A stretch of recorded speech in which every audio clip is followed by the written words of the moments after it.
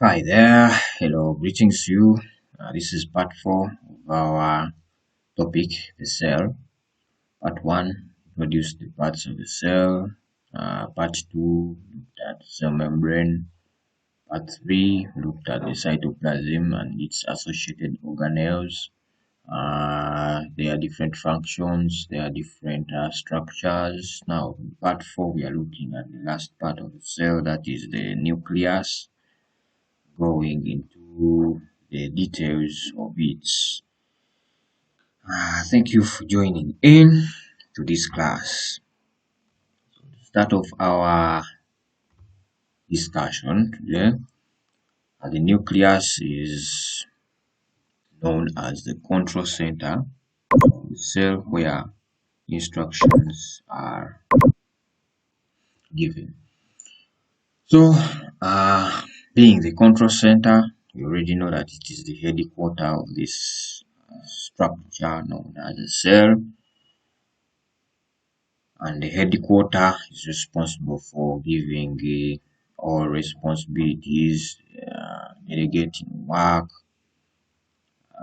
giving instructions, giving commands. So this is the nucleus, the control center of all cellular activities, whether structural or functional. And it is the largest structure within the cell in most cases. So you may find some cells that have a small nucleus, but in most cases it is the largest structure within the cell. It appears as a single spherical or oval shaped structure in most cases. That is nucleus that we are talking about. Has several parts there. This is the nucleolus as its innermost part. Then it has chromatin there. So see what chromatin is. And then it has nucleoplasm there, that fluid. And then it has a nuclear envelope. Here we have nuclear pores. And we can also find ribosomes attached to the nuclear membrane. So the nuclear membrane is arranged in two layers. You have an external layer and then the internal surface. So that is the nucleus and its associated parts. Its major function is to uh, contain the genetic material that the cell requires to provide all the instructions for the different cellular activities and to regulate the different cellular structural forms that are required to be maintained. It's an assembly site of ribosomal subunits. So specifically the nucleolus part is the one responsible for the synthesis of the ribosomal subunits that we saw, the small subunits and the large subunits, and then assemble them together and form a complete ribosome, which is then transported out of the nucleus to the cytoplasm or to be attached to the nuclear membrane or to be attached to the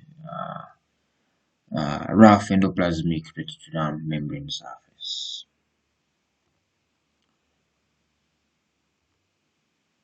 So the nucleus is enclosed in a double membrane known as the nuclear envelope. You have already heard that. This nuclear envelope, like the plasma membrane, also uh, controls the entry and exit of materials, so it is also selectively permeable. Selects out what should enter and what should leave the nucleus. So the nucleolus the nucleus can contain several nucleoli within it, or it can contain a single,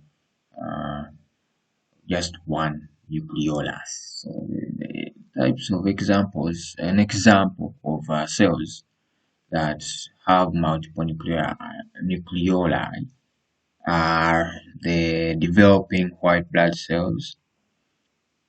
Some of they are in the developing stages, they are young stages. You will find some of them have multiple nucleoli. They are responsible for making the subunits of ribosomes. We have seen that. So let us look at the chromatin and the DNA that is housed within the nucleus. Chromatin is the arrangement in which we find the genetic material known as DNA with its associated proteins that help maintain its structure. And those proteins we call them the histone proteins. So a combination of the genetic material DNA and its associated histone proteins. That combination is what we refer to as chromatin. Chromatin has can occur in two major ways, that is euchromatin and heterochromatin. Euchromatin can be found uncoiled and it is active. If you find it uncoiled, then it is active and it is thus known as the euchromatin. Then the heterochromatin is usually coiled in nature, and once you find it coiled using an electronic microscope, obviously, once you find it coiled, then it is still in its inactive phases or stages. Something about DNA, the genetic material, that one is a polymer nucleotides. Nucleotide is chemical structure composed of the molecule anyway, composed of a sugar, a phosphate, and then a nitrogen base. I'll not go into those details, but there are several types of nitrogen bases, the adenosine, uh, guanosine, those bases there, the thiamine, and then cytosine base. So there are basically four types of nitrogen bases that we find associated with the nucleotide structure. And then we find the phosphate group there, so it means we obtain it from a source of phosphate, which can be phosphoric acid reacting with something. Then we release a phosphate group. So there is a phosphate group as part of the nucleotide, and then the sugars. We basically have the deoxyribose sugar. So it is a pentose sugar with 5 carbon units. But we have two major types that we utilize within cells, two major types of pentose sugars, that is the ribosomal type and then the deoxy ribosomal type of sugar. In the DNA, we find the deoxyribosomal type of sugar. And it is arranged as a double helix structure about DNA. It is arranged as a double helix, something occurring like that. So as a double helix structure.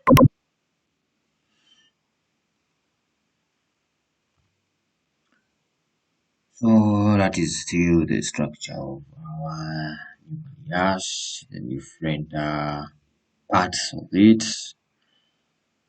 And this is a depiction of the chromatin and the DNA. What is DNA? What is chromatin? What are chromosomes? So chromosomes are the arrangements of chromatin.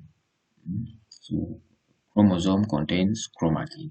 Then chromatin contains DNA and its associated histone protein.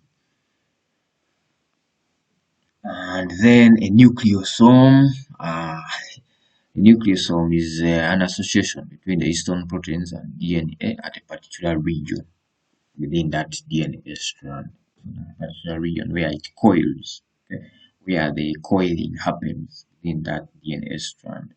At each coiling, that point is known as a nucleosome. At each coiling, we find there histone proteins maintaining that coil structure. of the DNA strand. So that is a nucleus. So basically, that is what is being presented here, and maybe the nitrogen bases that we were talking about, discussing about earlier on, that are found associated with the nucleotide structure. That nucleotide structure is the basic structural and functional unit of the DNA structure. And nucleotide structure, we said it is composed of a sugar, nitrogen base, and a phosphate group. So we see a phosphate group here and the blue stripes. Deoxy sugars that pale blue big stripe. And nitrogen bases are these different color codings: purple, green, this blue, these bar-like structures. So they have to interact in some way to bond, to make bonds between each other within that coil. Then we end up with a nucleotide.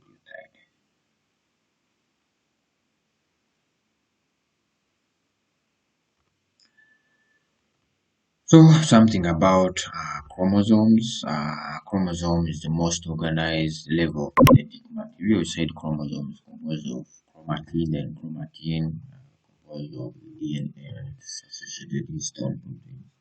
Each chromosome contains single long molecule DNA and its associated proteins. Yeah, that is true because we have said DNA with its associated histone proteins makes up chromatin, and then chromatin is organized into chromosomes. So these ones, the chromosomes, only become visible when the cell is dividing. That is in mitosis. That is when you can easily see the chromosomes. So that is the end of our series of parts about the topic cell. And that concludes this final part of the nucleus.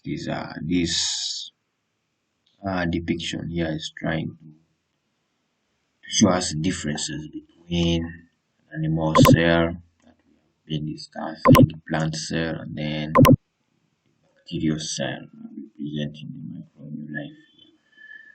So, and a plant cell, we shall find it has a cell wall, which we shall not find in the animal cell, but we shall also find it in bacterial cells. So that is a major difference between these three types of cells. So this bacterial cell is representing the prokaryotic life, and then eukaryotic life is being represented here by these two cells, but also amongst the eukaryotic organisms, for example, plants and animals, we have differences within their cells. For example, the cell wall occurs in plant cells but not in animal cells. And other structures there as you can study this depiction. And therefore, be blessed wherever you are and take care. Uh, Join in our next topic, which will be the integumentary system. So we are going deeper into the systems next time, starting with the integumentary system that is composed of the skin, mainly the skin and its associated organs, that is hair, nails. Uh, so be blessed.